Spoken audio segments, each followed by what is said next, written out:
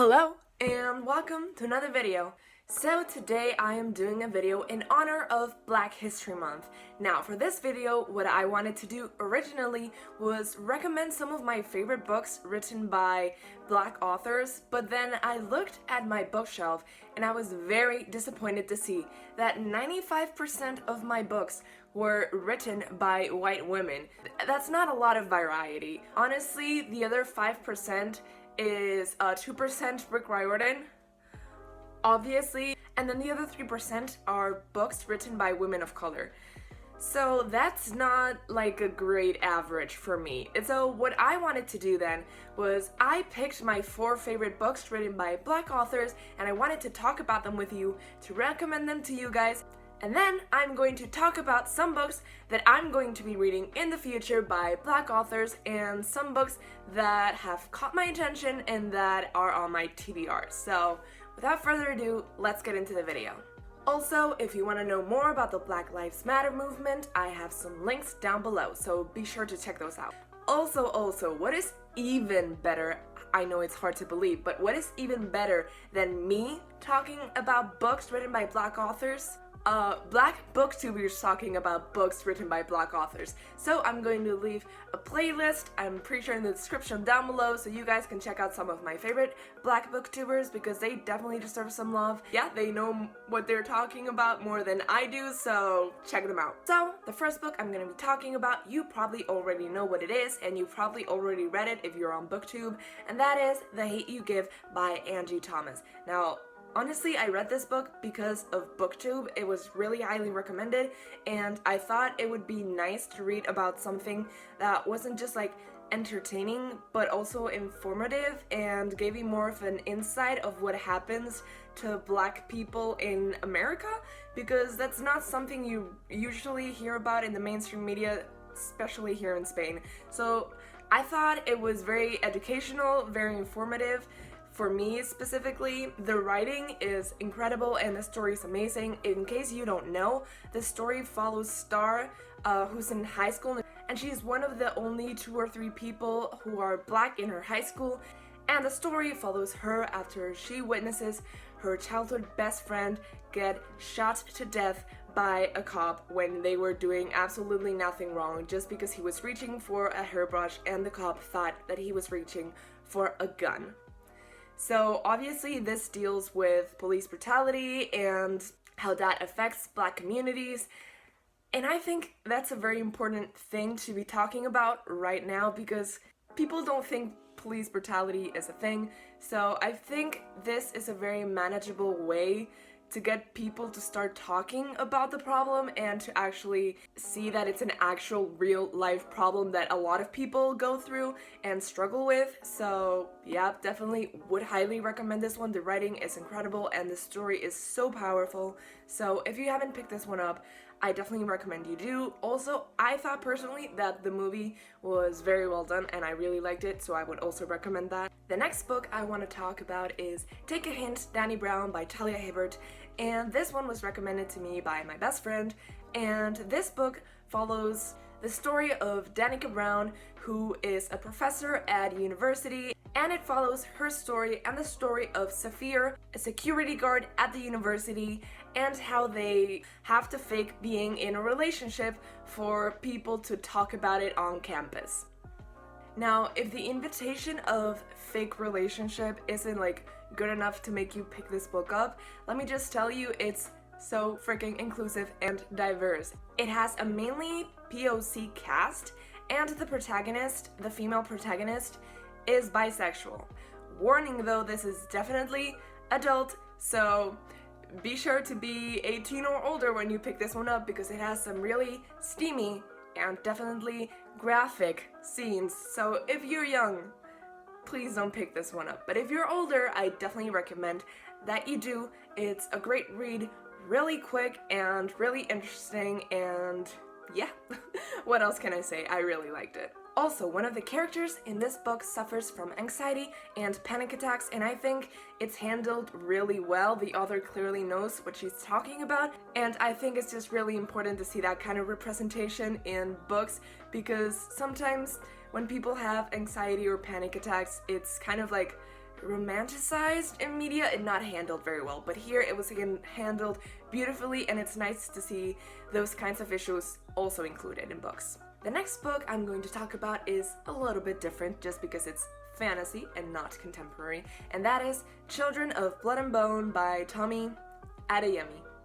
And I picked this one up basically also because of BookTube. That's basically the reason I have half the books on my bookshelf, BookTube recommendations, and I wanted to pick this one up because most fantasy books, at least most fantasy books by white YA authors, are based on like medieval Europe, and I mean, they're nice, but been there, done that, you know? It's like most of them aren't even interesting by this point because they're just like copy and paste versions of each other. So I wanted something different from a fantasy book, and I'm a real fantasy fan. So when I saw this one, I just knew I had to pick it up, especially because people were talking about how it had like Avatar: The Last Airbender vibes, and it kind of does, but it's also so much more than that. The story basically surrounds this girl called Celie and how she is someone who should have magic powers because there's people who have powers and people who don't, and the people who used to have magic powers in this universe are segregated and looked down upon by those who don't have powers. So basically, not good if you're born with white hair, which is the signal that you are someone who has the ability to bend the elements. So her story follows her finding the princess that kind of oppresses her people and then going on a mad adventure and having to learn to deal with her supposed enemy, and it also kind of has an enemies to lovers romance, maybe two if you can look at it that way. So it's really, really interesting. A lot of different cool dynamics between characters, and yeah, I just really recommend it. The magic system is so cool. It's so intricate and it's incredible. It's like nothing I've ever read before, so I thought that was really cool because it's not often when I come into a fantasy book and I'm like, huh, this is different, because you know, it's always like dragons, griffins, a unicorn, something. But the things in here, the magic in here is so interesting and diverse and cool, and it's very well explored. So if you want to read a fantasy book that you've probably never read before, then please pick this one up.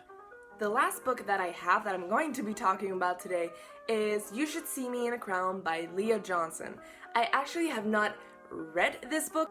I'm in the process of reading it right now, so I'm like 30 pages in, and I'm really digging this writing style. It's actually written in first person present point of view, which I thought was, it was weird. I have not read something like that since The Hunger Games, so it took me aback at first, but now I'm kind of digging this perspective. So if you don't know, this story follows our main character, whose dream has always been to get into this university, but to do so, to afford going to this university, she needs to get a scholarship. So when the scholarship she'd planned for all her life doesn't come through, what does she do?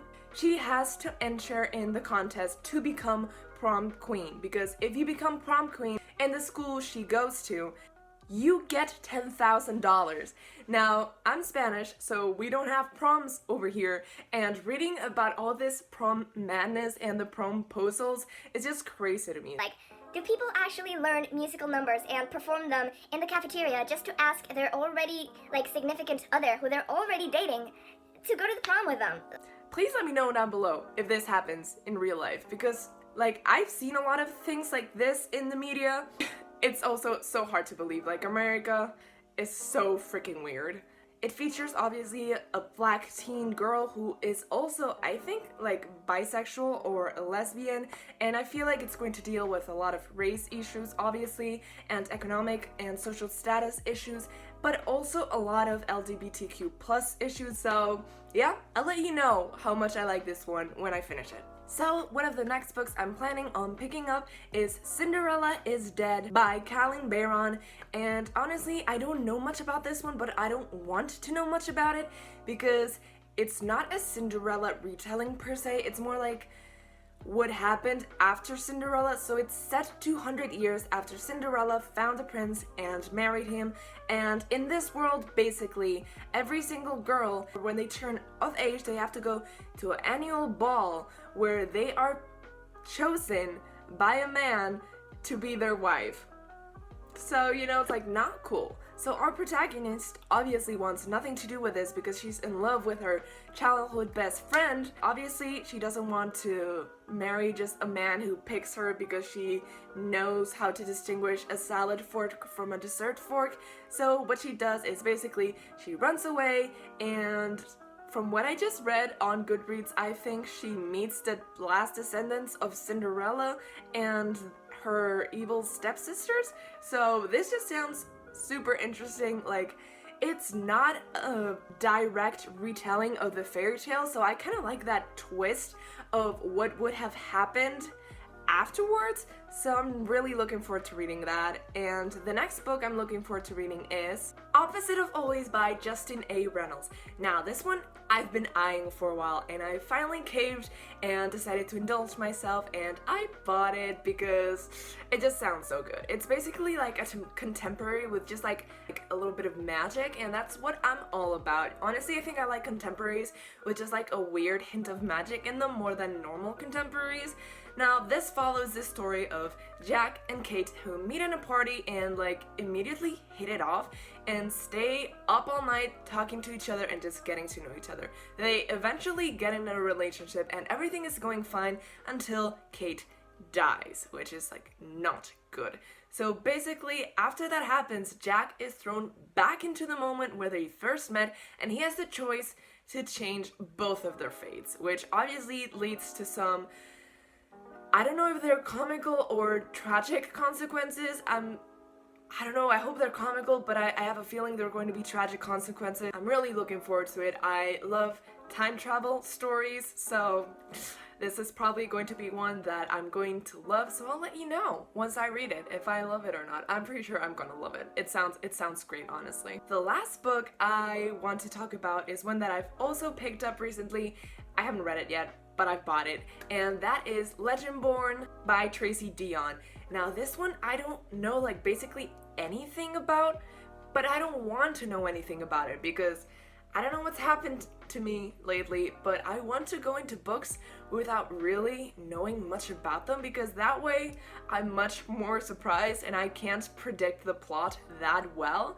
So that's just something I do now, apparently. So from what I've read from a little tiny brief summary, it's about this Bree whose mother dies, and then she just wants to like run away from her memories, and she goes to this new school, but then they're attacked by magic, and there's like a secret society of people who hunt like demons down, and they're the Legendborn, and I'm pretty sure Bree is gonna be like the chosen one. If she's the one on the cover, which like I'm assuming she must be because she's the protagonist, then it looks like she's going to have awesome powers and that she's going to be super powerful, which I always love. So yeah, really looking forward to this one too.